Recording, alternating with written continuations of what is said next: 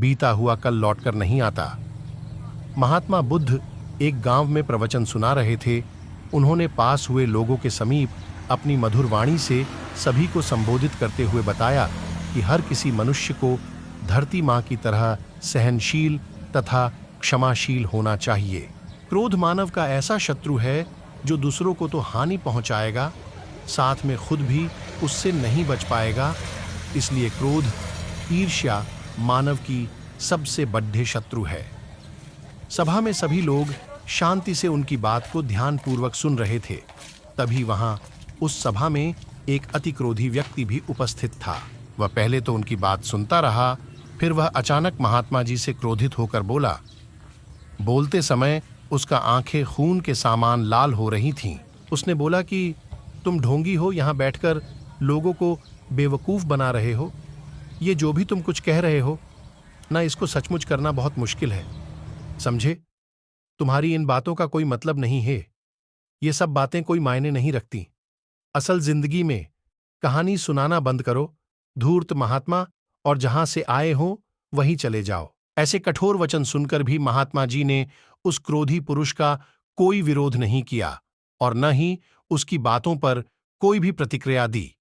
वह शांत रहे और अपना काम करते रहे, जिससे वह पुरुष और भी क्रोधित हो गया। उसकी समझ नहीं आया वह क्या करे। तब उस पुरुष ने महात्मा जी के मुंह पर थूक कर चला गया।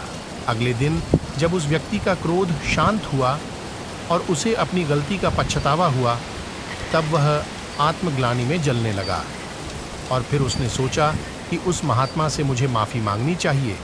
वह महात्मा जी की खोज में उसी स्थान पर गया जहां महात्मा जी कल प्रवचन दे रहे थे। लेकिन महात्मा जी वहां कहाँ मिलने वाले थे? वह तो अपने शिष्यों के साथ अन्य किसी गांव की यात्रा पर निकल पड़े। वह पुरुष सब लोगों से महात्मा जी के बारे में पूछता पूछता उस स्थान पर पहुंच गया जहां की महात्मा जी प्रवचन कर रहे थे। तब उस पुरुष को महात्मा जी के शिष्यों ने उसे उनके पास जाने से रोका, लेकिन महात्मा जी ने अपने शिष्यों को आदेश दिया कि आने दे उस पुरुष को। तब वह पुरुष महात्मा जी के चरणों पर गिर गया, उनसे बोला, मुझे क्षमा कीजिए महाराज। उसने महात्मा जी से पूछा, क्या आप भूल गए हो कि मैं वही जिसने कल आपका इतना अपमान किया था? मैं अपने दुष्ट कृत्य की आपसे माफी मांगता हूं। तब महात्मा जी ने बड्ढे शालीनता से उस पुरुष से बोले कि कौन सी बात? तब उस पुरुष ने बड्ढी हैरानी से महात्मा जी की ओर देखा। महात्मा जी बोले कि मैं तो बीती बातें वही छोड़ा चाया, क्योंकि बीता हुआ कल कभी वापस लौटकर नहीं आता।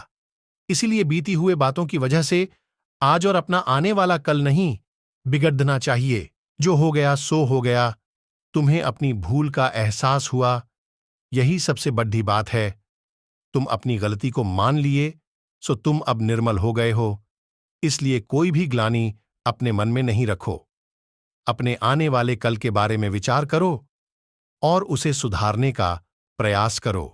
महात्मा जी की बात सुनकर उस पुरुष के मन का भार हल्का हो गया और उसने महात्मा जी के चरणों को पकड़ डांचकर कहा, आज से मैं अपने क्रोध का त्याग करता हूं और धैर्यवान और क्षमाशील होने का प्रण आज से लेता हूं। निष्कर्ष।